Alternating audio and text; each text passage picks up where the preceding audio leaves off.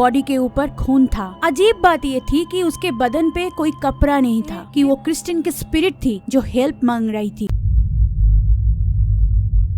California में रहने वाली 33 साल की क्रिस्टिन स्कर्बिस ने अपना पैरालीगल सर्टिफिकेशन कंप्लीट करने के बाद उसे एक एक्साइटिंग करियर अपॉर्चुनिटी मिली थी। एक 3 साल की बच्चे की माँ और उसी बच्चे की फादर के साथ उसकी शादी भी होने वाली थी। वो दिन था 5 जून 1994। मिडनाइट में वो अपने बेटे निक के साथ कार्लसन सिटी जाने के लिए रवाना हुई। उसने हाईवे 50 रूट लिया था, 3 घंटे का ड्राइव। क्रिस्टिन पहले एक दोस्त के घर पे रुकने वाली थी, लेकिन नेक्स्ट डे वो वहाँ नहीं पहुँची। 8 जून उसी फ्रेंड ने क्रिस्टिन के डैड डेव को कॉल किया और बताया कि क्रिस्टिन मंडे वहां पहुंचने वाली थी, लेकिन आज वेडनेसडे है और उसकी कोई खबर नहीं। उस रूट के सारे हॉस्पिटल में पहले उन लोगों ने कॉल किया ये पूछने के लिए कि क्या कोई एक्सीडेंट रिपोर्ट हुआ है, क्या माँ बेटे एडमिटेड है, लेकिन ऐसा कोई न्यूज नहीं था और डेव ने उनका मिसिंग रिपोर्ट लिखाया। उस हाईवे के पेट्रोलिंग टीम को उनका कोई साइन नहीं मिला और न ही उनका गाड़ी। 2 दिन लगातार ढूंढने के बाद इन्वेस्टिगेटर्स को एक पहला टिप मिला। फ्राइडे डेब्रा हॉयट और उनका हस्बैंड उस रात उसी हाईवे से ड्राइव करके जाते समय कुछ देखा था। एक लड़की की लाश जो रोड साइड पे पड़ी हुई थी, साइड फेसिंग पोजीशन में। उसके पैर घुटनों से बेंट हुआ था और दोनों हाथों के ऊपर सिर रखा हुआ था, कुछ ऐसे पोस्चर में। बॉडी के ऊपर खून था। अजीब बात ये थी कि उसके बदन पे कोई कपड़ा नहीं था। डेब्रा और उनके हस्बैंड को लगा कि ये कोई ट्रैप हो सकता है। अगर वो लोग गाड़ी रोकेंगे तो झाड़ियों के पीछे से कोई बाहर आके उन्हें लूट लेंगे। उन्होंने गाड़ी नहीं रोकी और पहला फोन बूथ मिलते ही पुलिस को इन्फॉर्म किया। पुलिस की टीम इमीडिएटली वहाँ सर्च शुरू की जहाँ डेब्रा ने वो बॉडी देखी थी, लेकिन पुलिस को वहाँ से कोई जिंदा या मुर्दा लड़की नहीं मिली। ये खबर मिलते ही क्रिस्टिन के फैमिली सस्पेक्ट करने लगी कि वो क्रिस्टिन की बॉडी हो सकती है। उसके फियांसी और पेरेंट्स पुलिस को और एक बार उस एरिया को सर्च करने की रिक्वेस्ट की। फिर से थॉरोली उस एरिया को सर्च किया गया और इस बार उन्हें एक ब्रेक थ्रू मिला हाईवे की पोस्ट 16 से। बच्चे की एक शू एक 40 फीट डीप खाई के पास। उसी खाई से मिला क्रिस्टिन की गाड़ी जो हाईवे से नहीं दिखाई दे रही थी। क्लियरली उसका एक्सीडेंट हुआ होगा। हाई स्पीड से उसकी कार पहले पेड़ के साथ टकराई और फिर नीचे गिरी। गाड़ी का रूफ निकल गया था और गाड़ी खाई में जाके गिरी थी। गाड़ी के अंदर क्रिस्टिन की लाइफलेस बॉडी ड्राइवर सीट पे सीट बेल्ट पहनी हुई थी। पैसेंजर सीट पर निक, वो हिल नहीं रहा था। बॉडी पूरा नीला, कोई आवाज भी नहीं कर पा रहा था। पुलिस को लगा उसकी भी मौत हो चुकी है, लेकिन पुलिस ने जब उसे टच किया ये कंफर्म करने के लिए कि उसकी पल्स नहीं चल रही है, तब देखा कि उसकी सांसें चल रही थी। सरप्राइजिंगली वो जिंदा था, लेकिन सीवियरली डिहाइड्रेटेड और ठंड की वजह से उसे हाइपोथर्मिया हो गया था। उसे हॉस्पिटल ले जाया गया। डॉक्टर ने उसे बचा लिया। इन्वेस्टिगेटर्स का थ्योरी था 6 जून रात को 2 बजे के आसपास ड्राइव करते करते क्रिस्टिन की आंख लग गई होगी और उसी का नतीजा ये भयानक एक्सीडेंट। अगले 4-5 दिन तक किसी को ये गाड़ी नजर नहीं आई क्योंकि वो गाड़ी खाई में गिर गई थी। निक का शू किसी तरह से निकल गया होगा। अमेजिंगली निक बच भी गया। He was lucky. डॉक्टर ने कहा अगर 1-2 घंटा और देर हो जाती तो उसे बचाना नामुमकिन था। पिछले रात अगर डेब्रा को रोड साइड पर वो बॉडी नहीं दिखती तो निक के रेस्क्यू होने का कोई चांस नहीं था। अब फोकस करते इस मिस्ट्री का अनसॉल्व पार्ट पे। डेब्रा ने उस रात किसको देखा था? क्रिस्टिन की बॉडी मिली फुल्ली क्लॉथ और सीट बेल्ट के साथ अटैच्ड। ये मुमकिन ही नहीं था कि वो कार से उतर के रोड साइड पर गई होगी। कोई और लड़की की लाश नहीं मिली थी उस हाईवे से। कुछ लोग ऐसा मानते हैं कि वो क्रिस्टिन की स्पिरिट थी जो हेल्प मांग रही थी। दूसरे थ्योरीज में से एक ये भी कहा जाता है कि वो बस एक प्रैंक था हाईवे से गुजरने वाली ड्राइवर को डराने के लिए, लेकिन कोइंसिडेंटली उसी हाईवे पे क्रिस्टिन की भी एक्सीडेंट हुई थी। और एक थ्योरी ये है